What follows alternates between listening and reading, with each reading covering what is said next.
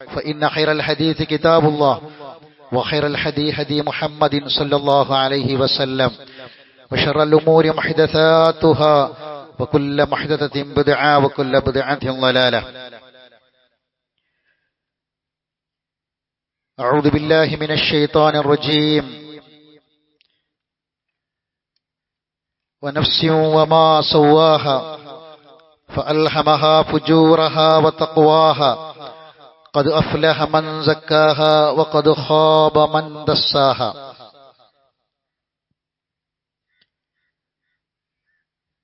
ബഹുമാനരായ സത്യവിശ്വാസികളെ, വിശ്വാസിനികളെ,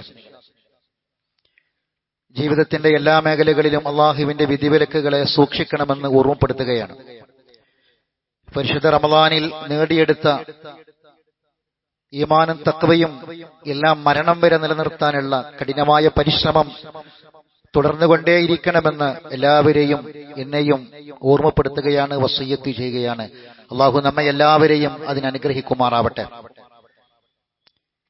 ഇന്ന് ഈദുൽ ഫിത്തർ ആഘോഷിക്കുകയാണ്. എന്താണ് ഫിത്തർ? ഈദ് ആവർത്തിച്ചാവർത്തിച്ചു വരുന്നു, അതാണ് ആഘോഷം. എന്താണ് ഫിത്തർ? അതൊരു തിരിച്ചുപോക്കാണ്. എന്തിലേക്കുള്ള തിരിച്ചുപോക്ക്? ഒരു വിരാമമാണ്. ശഅബാനിൽ ഉണ്ടായിരുന്ന ജീവിതമായിരുന്നില്ല റമളാനിൽ നമുക്കുണ്ടായിരുന്നത്.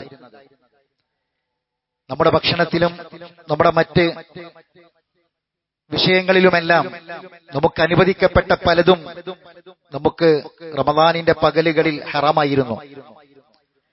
വളരെ വലിയ സൂക്ഷ്മതയുണ്ടായിരുന്നു. ഇനി ഒരു തിരിച്ചുപോക്ക്, പ്രകൃതിയിലേക്കുള്ള തിരിച്ചുപോക്ക്. എങ്ങനെയാണ് തിരിച്ചുപോക്ക്? റമളാനിന് മുമ്പുണ്ടായിരുന്നതെല്ലാം വീണ്ടും കൊണ്ടുവരിക എന്നതല്ല. ഫിത്തറിനെ കുറിച്ച് പണ്ഡിതന്മാര് പറഞ്ഞത് യഅനി അൽ ഔദതു ഇല ത്വബീഅ, പ്രകൃതിയിലേക്ക്, ശുദ്ധമായ പ്രകൃതിയിലേക്കുള്ള മടക്കമാണ്. അൽ മുസ്ലിമൂന അല്ലദീന കറസു അൻഫുസഹും തിവാല ശഹ്രി റമളാൻ. മുസ്ലിമീങ്ങൾ ഒരു മാസക്കാലം ഒരു നിയന്ത്രണത്തിലായിരുന്നു. യഊദൂനൽ ആൻ ഇലാ ത്വബീഅതിഹിം അൽ യൗമിയ്യ, അവരുടെ നിത്യജീവിതത്തിന്റെ പ്രകൃതിയിലേക്ക് അവർ മടങ്ങുകയാണ്. അതാണ് ഫിത്തർ. സഹോദരങ്ങളെ, കുല്ലു മൗലൂദിൻ യൂലദു അലൽ ഫിത്ര, എല്ലാ ഓരോ കുഞ്ഞും ജനിക്കുന്നത് ശുദ്ധമായ പ്രകൃതിയിലാണ്. ഫിത്തർ വിരാമമാണെങ്കിൽ ഫിത്രത്ത് ശുദ്ധമായ പ്രകൃതിയിലേക്കുള്ള മടക്കമാണ്. എന്താണ് ഇസ്ലാം നൽകുന്ന ശുദ്ധമായ പ്രകൃതി? നമുക്കറിയാം, മനുഷ്യൻ ഈ ഭൂമിയിൽ എങ്ങനെ ജീവിക്കണം, എങ്ങനെ ജീവിച്ചാലാണ് മനുഷ്യന് ഈ ഭൂമിയിൽ എന്തിന് സൃഷ്ടിക്കപ്പെട്ടു അതിന് ലക്ഷ്യം നേടിയെടുക്കാൻ കഴിയുള്ളൂ. മനുഷ്യനെ സൃഷ്ടിക്കുമെന്ന് പറഞ്ഞപ്പോ മലക്കുകൾ പറഞ്ഞ മറുപടിയുണ്ട്,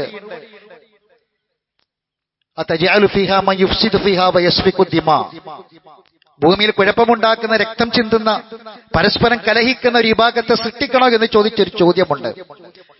അത് അവരുടെ അനുഭവമാണ്, അവരുടെ പരിചയമാണ്. കാരണം ഭൂമിയിൽ ആദ്യമേ ജിന്ന് വർഗമുണ്ട്. ആ ജിന്ന് വർഗത്തിലുണ്ടായിരുന്ന ജിന്ന് വർഗത്തെയും അള്ളാഹു ഇബാദത്ത് ചെയ്യാൻ സൃഷ്ടിച്ചതാണ്. അതേ ലക്ഷ്യത്തിന് വേണ്ടി വീണ്ടും ഒരു വർഗത്തെ ഇബാദത്ത് ചെയ്യാൻ വേണ്ടി സൃഷ്ടിക്കുന്നു. അപ്പൊ മലക്കൾ ചോദിച്ചു, ഈ വിഭാഗം, ഒരു വിഭാഗത്തെ നിനക്ക് ഇബാദത്ത് ചെയ്യാൻ വേണ്ടി സൃഷ്ടിച്ചു, ആ വിഭാഗം ഇവിടെ കുഴപ്പമുണ്ടാക്കി, ഇതുപോലെ ഇനിയും ഒരു വിഭാഗത്തെ സൃഷ്ടിക്കണം എന്നുള്ള ചോദ്യമാണ്. അത് അവർ അനുഭവത്തിൽ നിന്ന് ചോദിച്ചത്. പക്ഷെ അള്ളാഹ് പറഞ്ഞ മറുപടി അള്ളാഹുവിന്റെ അറിവിനെ കുറിച്ചും അള്ളാഹിന്റെ യുക്തിയെക്കുറിച്ചുമാണ്. സഹോദരങ്ങളെ, ഇന്ന് ഈ ശുദ്ധമായ പ്രകൃതി, മനുഷ്യ ജീവിതത്തിന്റെ പ്രകൃതി ആസ്വദിക്കാൻ ഈ ഭൂമിയിലെ മനുഷ്യർക്ക് കഴിയുന്നുണ്ടോ എന്നതാണ് ഈ സന്ദർഭത്തിൽ നമ്മൾ ആലോചിക്കേണ്ടത്. ശുദ്ധമായ പ്രകൃതി എന്ന് പറയുന്നത് അള്ളാഹു ഈ ഭൂമിയെ എല്ലാം ഒരുക്കി വെച്ച്, തയ്യാറാക്കി വെച്ച്, അതിൽ വിഭവങ്ങളെല്ലാം സമാധാനത്തോടെ, സന്തോഷത്തോടെ അനുഭവിക്കാൻ കഴിയണം. ഇന്ന് മനുഷ്യന് കഴിയുന്നുണ്ടോ? 3 തരം മനുഷ്യ കുരുതികളാണ് നടക്കുന്നത്. 3 തരം കുരുതികൾ. ഇന്നത്തെ ഖുതുബയിൽ നിങ്ങൾ കേൾക്കേണ്ടത് ഈ 3 തരം കുരുതികളെ കുറിച്ചാണ്. ഒന്നാമത്തത് റോക്കറ്റുകളും മിസൈലുകളും കൊന്നൊടുക്കുന്നവർ, യുദ്ധത്തിന്റെ ബലിയാടുകൾ, സ്ത്രീകളും കുട്ടികളും വൃദ്ധജനങ്ങളുമെല്ലാം. അത് ഏതെങ്കിലും രാജ്യങ്ങൾ തമ്മിൽ നടക്കുന്ന യുദ്ധമാണെങ്കിൽ ആ യുദ്ധം ആ രാജ്യത്തെ മാത്രമല്ലല്ലോ ബാധിക്കുന്നത്.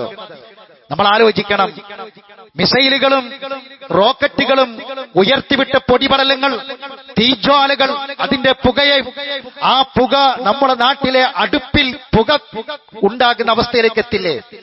ഗ്യാസിനെ ബാധിച്ചില്ലേ? വിറക് തേടിപ്പോയില്ലേ? അവിടെയുണ്ടായ പുകകൾ അത് നമ്മുടെ അടുപ്പിൽ പുക പൊന്താൻ കാരണമായി. ഒരു ചെറിയ വിഷയം. ലോകത്ത് നടക്കുന്ന യുദ്ധങ്ങൾ, യുദ്ധക്കരുതികൾ അതൊരു രാജ്യത്തെ മാത്രമല്ല. അള്ളാഹു പറഞ്ഞത് എത്ര സത്യമാണ്. ഫകഅന്നമാ ഖതലന്നാസ ജമീഅ. ഒരു കൊലപാതകം ഒരാളെ കൊന്നാൽ ഒരാളെയല്ല, മനുഷ്യവർഗത്തെ മുഴുവനും കൊന്നതിന് സമമാണ്. ഫകഅന്നമാ ഖതലന്നാസ ജമീഅ വമൻ അഹ്യാഹാ. ആരെങ്കിലും ഒരാൾക്ക് ജീവിതം നൽകിയാൽ, രക്ഷപ്പെടുത്തിയാൽ, ഫകഅന്നമാ അഹ്യന്നാസ ജമീഅ, മുഴുവൻ മനുഷ്യരെയും ജീവിതത്തിലേക്ക് തിരിച്ചു കൊണ്ടുവന്ന പോലെയാണ്. യുദ്ധം അവസാനിച്ചാൽ, രാജ്യങ്ങൾ തമ്മിലുള്ള യുദ്ധം അവസാനിച്ചാൽ, രാജ്യത്ത് ആ രാജ്യങ്ങളല്ലാത്ത എമ്പാടും ഭൂമിയിലെ രാജ്യങ്ങളിൽ ജീവിതം പഴയ പടിയിലേക്ക് വരികയാണ്. ഇല്ലെങ്കിലോ പ്രയാസങ്ങളിൽ നിന്ന് പ്രയാസത്തിലേക്ക് വീണ്ടും വീണ്ടും തിരിച്ചു പോവുകയാണ്. അതുകൊണ്ട് പ്രകൃതിയിലേക്ക് മടങ്ങണം മനുഷ്യൻ. ഏത് നാട്ടുകാരാണെങ്കിലും ഏത് രാജ്യക്കാരാണെങ്കിലും എന്ത് കാരണങ്ങളുണ്ടെങ്കിലും ശരി,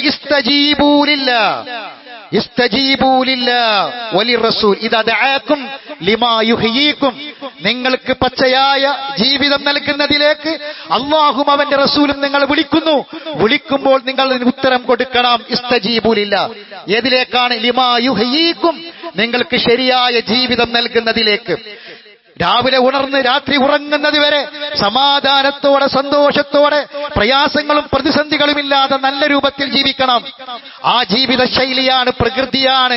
ആ പ്രകൃതിയുടെ മടക്കമാണ് സഹോദരങ്ങളെ ഇസ്ലാമിലേക്കുള്ള മടക്കം. അതിന്റെ നിയമമാണ് ഇസ്ലാമിന്റെ നിയമം.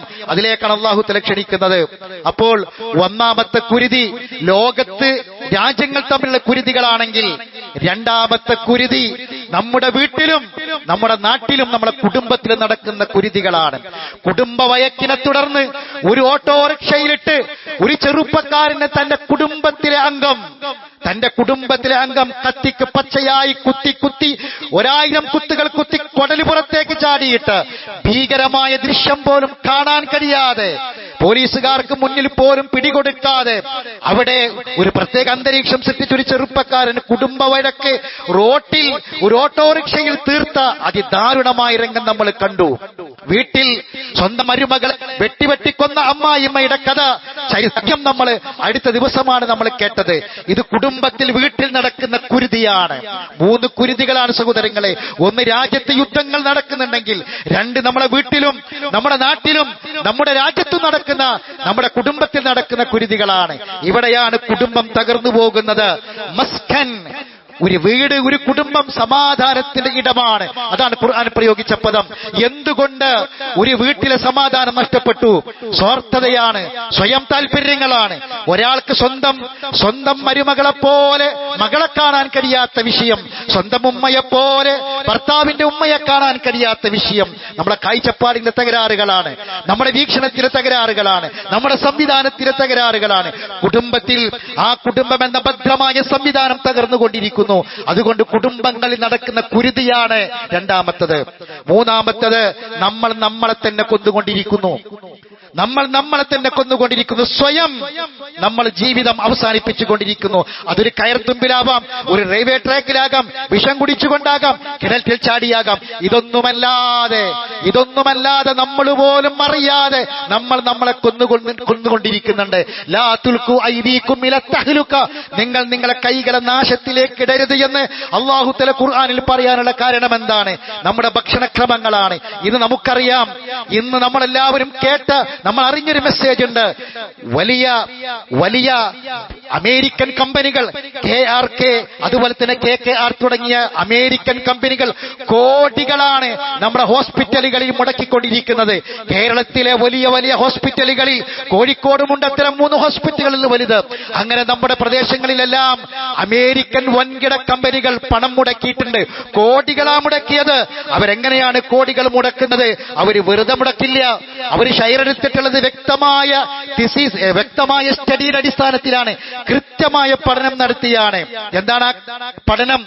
ഒരു ബിസിനസ് കൃത്യമായി പഠിച്ച ശേഷം മാത്രം പണമിറക്കുന്ന കമ്പനികളാണ് ഈ അമേരിക്കൻ കമ്പനികൾ. എങ്ങനെ ലാഭം മാത്രം കിട്ടുമെന്ന്, ലാഭം എങ്ങനെ വന്നാലും ലാഭം മാത്രം കിട്ടുമെന്ന് ഉറപ്പുള്ള ഒരു ഏജൻസിയിലെ ഒരു വിഷയത്തിൽ അവർ പണം മുടക്കുള്ളൂ. അവർ പഠിച്ചു. എന്താണ് പഠനം? കേരളത്തിൽ ഒരു വീട്ടിൽ നിന്ന് ഒരു ക്യാൻസർ രോഗിയെയും ഒരു കിഡ്നി രോഗിയെയും അവർക്ക് കിട്ടുമെന്ന പഠനമാണ്. സഹോദരങ്ങളെ, നമ്മൾ ആലോചിക്കണം, എങ്ങനെയാണ് ഇത് വന്നത്? നമ്മുടെ ഭക്ഷണ ശീലമാണ്, നമ്മുടെ ജീവിത ശൈലിയാണ്. എന്താണ് റമദാനിൽ ഇതുമായി ബന്ധപ്പെട്ട് പറയാനുള്ളത്? ഈ 3 കുരുതികളെയും ലോകത്ത് സമാധാനമുണ്ടാകാൻ നമുക്കറിയാം. ഇന്ന് GCC രാജ്യങ്ങളിൽ ഇതുപോലെ സമാധാനത്തോടെ ഈദ്ഗാഹുകളിൽ വന്ന് ഈദ്ഗാഹുകളിൽ നമസ്കാരം നിർവഹിച്ച് എല്ലാവരും ഒന്ന് ചേർത്ത് പിടിച്ച് എല്ലാവരും ഒന്ന് ആലിംഗനം ചെയ്ത് സ്നേഹത്തിന്റെ സമാധാനത്തിന്റെ തഹിയ്യാത്തുകൾ, അഭിവാദ്യങ്ങൾ അർപ്പിച്ചുകൊണ്ട് തിരിച്ചു പോകാനുള്ള വേദികൾ ഇന്ന് GCC രാജ്യങ്ങളിൽ ഈദ്ഗാഹുകളില്ല. സഹോദരങ്ങളെ, എന്തുകൊണ്ട് സംഭവിച്ചു? നമ്മൾ മനസ്സിലാക്കണം. അപ്പോൾ റമദാൻ ഒരു വലിയ സന്ദേശമായിരുന്നു. എന്താണ് ആ സന്ദേശം? ഒരു മനുഷ്യന്റെ കണ്ണീര്, ഒരു വ്യക്തിയുടെ കണ്ണീര്, ഒരു മനുഷ്യന്റെ പ്രയാസത്തെ സ്വന്തം പ്രയാസമായി കാണാൻ, ഒരു കുടുംബത്തിന്റെ വേദന സ്വന്തം വേദനയായി കാണാൻ ഉള്ള ഒരു ഈമാനികമായ ശക്തി നേടുക എന്നതായിരുന്നല്ലോ റമദാൻ. നമ്മൾ ഇന്ന് ഫിത്ർ സക്കാത്ത് കൊടുത്തിവിടേക്ക് വന്നു. എന്താണ് ആ ഫിത്ർ? നമ്മുടെ നോമ്പിന്റെ പ്രശ്നങ്ങൾ എന്തെങ്കിലും ഉണ്ടെങ്കിൽ പരിഹരിക്കൽ മാത്രമല്ല, പാവങ്ങള്, ബുദ്ധിമുട്ടുന്നവർ ഒരാൾ പോലും നമ്മളെ നാട്ടിൽ ഇന്ന് പട്ടിണി കിടക്കാൻ പാടില്ല. അതാണ് പ്രകൃതി. ആ പ്രകൃതിയിലേക്കുള്ള ഫിത്രത്താണ് നമ്മൾ സക്കാത്തായി നൽകി ഇങ്ങോട്ട് വരുന്ന സഹോദരങ്ങളെ. ഇതൊരു വലിയൊരു ആശയമാണ്. ഇതൊരു മനുഷ്യ മനസ്സിന്റെ അങ്ങേ അറ്റത്തെ തേട്ടമാണ്. ഇതൊരു പരസ്പരം സ്നേഹമാണ്, സൗഹാർദ്ദമാണ്. ഇതില്ലാതെയായി മാറി.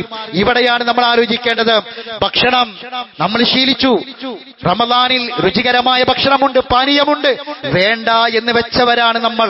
രുചിയേറിയത് പലതും കണ്ടിട്ടും വേണ്ടാന്ന് വെച്ചില്ലേ? എങ്കിൽ ഇനി നമുക്കതൊന്ന് തുടർന്നുകൂടെ? അങ്ങാടിയിൽ കാണുന്ന നമ്മൾ ഉണ്ടാക്കുന്ന ഫാസ്റ്റ് ഫുഡുകൾ നമ്മളെ കിഡ്നി രോഗിയാക്കുന്നു, ക്യാൻസർ രോഗിയാക്കുന്നു. നമ്മളറിയാതെ നമ്മൾ സ്വയം നമ്മളെ കൊന്നുകൊണ്ടിരിക്കുന്നു എന്ന തിരിച്ചറിവ് കേട്ടിട്ടും കണ്ടിട്ടും മനസ്സിലാക്കിയിട്ടും ഭക്ഷണത്തിന്റെ കാര്യത്തിൽ നിയന്ത്രിക്കാൻ കഴിയുന്നില്ലെങ്കിൽ സഹോദരങ്ങളെ, ഈ ഒരു മാസക്കാലം നമുക്കൊരു പരിശീലനമായിരുന്നു. വായക്ക് രുചിയുള്ള, ദാഹിക്കുമ്പോൾ കുടിക്കാൻ ഏറ്റവും കൂടുതൽ ടേസ്റ്റ് കിട്ടുന്ന സമയത്തും കണ്ണിന്റെ മുന്നിൽ അത് ഉണ്ടായിട്ട് വേണ്ട എന്ന് വെച്ചവരാണ്. ഇത് തുടരാൻ നമ്മളെ കൊണ്ടാകില്ലേ? ആവണം സഹോദരങ്ങളെ. അതാണ് റമദാനിൽ നമുക്ക് കിട്ടിയ സംസ്കരണം നമ്മൾ നിലനിർത്തേണ്ടത്. ഇതാണ് സഹോദരങ്ങളെ 3ാമത്തെ കുരുത്. അതുകൊണ്ട് ഈ വിഷയം നമ്മുടെ മനസ്സിലുണ്ടാകണം. 1930 ആവർത്തിക്കാൻ പോകുന്നു. ഇനി നമ്മൾ കേൾക്കേണ്ട കാര്യം അതാണ്. എന്താണ് 1930 ചരിത്രം? ഉൽപ്പാദിപ്പിച്ച രാജ്യങ്ങളിൽ നിന്ന് ഉൽപ്പാദിപ്പിച്ച വസ്തുക്കൾ കയറ്റുമതി ചെയ്യാൻ കഴിഞ്ഞില്ല. ഉൽപ്പാദിപ്പിച്ചവരും പട്ടിണിയിൽ, അത് തേടി എത്തേണ്ട രാജ്യങ്ങളും പട്ടിണിയിലായി. തിരൂർ മാർക്കറ്റിൽ തൊട്ടടുത്ത പ്രദേശത്ത് പോയി നോക്കിയാൽ ചീഞ്ഞുപോയ, നഷ്ടപ്പെട്ടുപോയ പച്ചക്കറികളും ഫ്രൂട്ട്സുകളും അടക്കം എത്ര ആളുകൾക്കാണ് സാമ്പത്തികമായ പ്രയാസങ്ങൾ വന്നത്? നമ്മൾ ആലോചിക്കണം.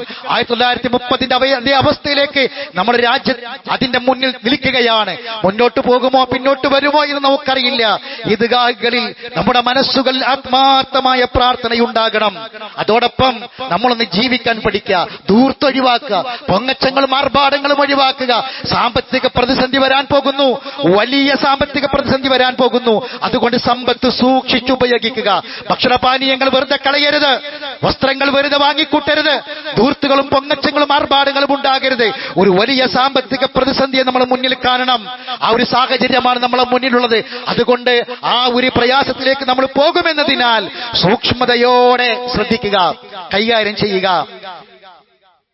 നമ്മളെ ആർജിച്ചെടുത്ത ഒരു തഖ്വയുണ്ട്, ഈമാനുണ്ട്. നമ്മുടെ വായയും നമ്മുടെ മനസ്സും ശുദ്ധമായിരുന്നു ഒരു മാസക്കാലം. മല്ലയത് ഖൗല സൂരി വൽ അമല ബിഹി ലൈസ ലില്ലാഹി ഹജ്ജ. അത് റമദാനിൽ മാത്രമല്ല. അനാവശ്യ വാക്കുകൾ, കുത്തുവാക്കുകൾ, പരിഹാസങ്ങൾ അതുണ്ടാകരുത്. ഏപ്രിൽ 9 ആകുമ്പോഴേക്ക് ആ ഡേറ്റിന്റെ പുറത്തേക്ക് നമുക്കറിയാം ഒരു ഇലക്ഷൻ പ്രഖ്യാപിച്ചിട്ടുണ്ട്. അതുകൊണ്ട് നമ്മൾ സംസ്കാരം ഉള്ളവരാകണം. ഈ സംസ്കാരം നിലനിർത്തണം. കുത്തുവാക്കുകളും പഴികളും ആക്ഷേപങ്ങളും ഉണ്ടാകരുത്. രാഷ്ട്രീയ ബോധം ആവശ്യമാണ്. അരാഷ്ട്രീയവാദം, അവിശുദ്ധ കൂട്ടുകെട്ട് നമുക്ക് വേണ്ട. മതവിശ്വാസം അടിയറ വെച്ചുള്ള രാഷ്ട്രീയം നമുക്ക് വേണ്ട. രാഷ്ട്രീയം അത് രാഷ്ട്രത്തിന് വേണ്ടിയാണ്, ജനങ്ങൾക്ക് വേണ്ടിയാണ്, നന്മക്ക് വേണ്ടിയായിരിക്കണം. അധികാരം കൊതിച്ചുകൊണ്ടാവരുത്. ഉണ്ടാവരുത്. സ്ഥാനമാനങ്ങൾ ആഗ്രഹിച്ചുകൊണ്ടാവരുത്. സ്ഥാനമാനങ്ങളും അധികാരങ്ങളും ആരാഗ്രഹിച്ചോ ആ ആഗ്രഹിച്ചവർക്കൊന്നും തന്നെ തേടി വരുന്നത് സ്വീകരിക്കുകയല്ലാതെ ഏതധികാരം ആര് ചോദിച്ചു വാങ്ങിയാലും അതുകൊണ്ട് നീതി പുലർത്താൻ കഴിയുകയില്ല എന്നത് ഇസ്ലാമിന്റെ ചരിത്രമാണ്, ഇസ്ലാമിന്റെ അധ്യാപനങ്ങളാണ്. അതുകൊണ്ട് രാഷ്ട്രീയം ആവശ്യമാണ്, എന്നാൽ മതം ഒഴിവാക്കിക്കൊണ്ടുള്ള ഒരു പ്രവൃത്തിയും നമ്മളിൽ ഉണ്ടാകാൻ പാടില്ല. സഹോദരങ്ങളെ, കുടുംബത്തെ ചേർത്ത് പിടിക്കുക. നമ്മുടെ കൈകൾ പിടിച്ച്, നമ്മുടെ വിരലുകൾ പിടിച്ച് ഇവിടേക്ക് വന്ന നമ്മുടെ മക്കൾ, നമ്മുടെ മടിയിലിരിക്കുന്ന മക്കൾ നമ്മുടെ കൈകൾ തട്ടിത്തെറിപ്പിച്ചു പോകുന്നവരാവരുത്. നമ്മുടെ മക്കളുടെ കൈകളിലേക്ക് കൊടുക്കേണ്ടത് കൊടുക്കണം, മറന്നു പോകരുത്. കൊടുക്കേണ്ടത് കൊടുക്കാതിരുന്നാൽ ആ നമ്മുടെ കൈകൾ തട്ടിത്തെറിപ്പിച്ച് അവർ പോകും, യാതൊരു സംശയവും വേണ്ട. തസ്കിയത്തും തർബിയത്തും നൽകണം. ഒരു അവധിക്കാലമാണ് വരുന്നത്, അവർക്ക് നമ്മൾ ഇസ്ലാമികമായ ബോധങ്ങൾ നൽകണം, ഇസ്ലാമികമായ വേദികളിലേക്ക് അവരെ പറഞ്ഞേക്കണം. അവരെ കൈകളിൽ കൊടുക്കേണ്ടത് കൊടുക്കാത്ത മാതാപിതാക്കൾ അവരെ കൈകളിൽ പിന്നെ മറ്റു പലതുമായിരിക്കും ഉണ്ടാവുക. അവരുടെ ചുണ്ടുകളിലും അവരുടെ നാവുകളിലും അവരുടെ കൈപ്പത്തികളിലും അവർ തിരയുന്നത് മറ്റു പലതുമായിരിക്കും. ഭീകരമായ ഗ്രാഫാണ് സഹോദരങ്ങളെ, ഇതിന്റെ കണക്ക് ഭീകരമാണ്.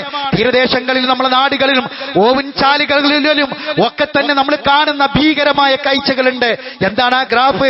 2020 4650 ലഹരി കേസുകളാണെങ്കിൽ 2021 5334 2022 20,000 ആയെങ്കിൽ 2025 ഇതിന്റെ 4 ഇരട്ടി ലഹരിയോടൊപ്പം പ്ലസ് കൊലപാതകങ്ങൾ അടക്കമുള്ള കേസുകൾ. ലഹരി വിമോചന കേന്ദ്രങ്ങളിൽ സ്ഥലമില്ല. ഈ പറഞ്ഞ കേസിൽ, ഈ എണ്ണത്തിൽ 20 വയസ്സിന് താഴെയുള്ള 5000-ലധികം പേരുണ്ട്. അതിലേറെയും 18 വയസ്സിന് താഴെയാണ്. അതുകൊണ്ട് നമ്മൾ ഓർക്കണം, ഈ ചിന്ത നമ്മളെ മനസ്സിൽ വരണം. നമ്മളെ കുടുംബം തകർന്നു പോകരുത്, കരയേണ്ടി വരുന്നൊരവസ്ഥയുണ്ടാകരുത്, നമ്മുടെ കുടുംബം താളം തെറ്റുന്ന അവസ്ഥയുണ്ടാകരുത്. നമ്മുടെ നമസ്കാരവും നോമ്പും എല്ലാം വീടിനെ കുറിച്ച് ഓർക്കുമ്പോ, മക്കളെ കുറിച്ച് ഓർക്കുമ്പോ തകർന്നു പോകുന്ന അവസ്ഥയിലേക്ക് വരരുത് സഹോദരങ്ങളെ. അതുകൊണ്ട് ശക്തമായ ഭദ്രമായ ഒരു കെട്ടിപ്പടുക്കൽ കുടുംബരംഗത്ത് നമുക്ക് ആവശ്യമാണ്. രോഗികളുണ്ട്, പ്രയാസപ്പെടുന്നവരുണ്ട്, കരഞ്ഞു ജീവിക്കുന്നവരുണ്ട്. അല്ലാഹുവേ, അവർക്ക് നീ സമാധാനം പ്രദാനം ചെയ്യണമേ, ആശ്വാസം പ്രദാനം ചെയ്യണമേ. അവർക്ക് വേണ്ടി നമ്മൾ പ്രാർത്ഥിക്കുക, കുടുംബങ്ങളെ സന്ദർശിക്കുക, പ്രായമായ മാതാപിതാക്കളെ സന്ദർശിക്കുക, രോഗികളെ സന്ദർശിക്കുക, അവരെ ചേർത്ത് പിടിക്കുക, അവർക്ക് വേണ്ടത് നൽകുക, അവർക്ക് വേണ്ടി പ്രാർത്ഥിക്കുക. നാളെ നമുക്കും ഈ രോഗാവസ്ഥ വരാം, അവർ കിടക്കുന്ന പോലെ നമ്മളും കിടന്നു പോകാം. അതുകൊണ്ട് ആരോഗ്യമുള്ള സമയത്ത് രോഗികളെ കുറിച്ച് ഓർക്കുക.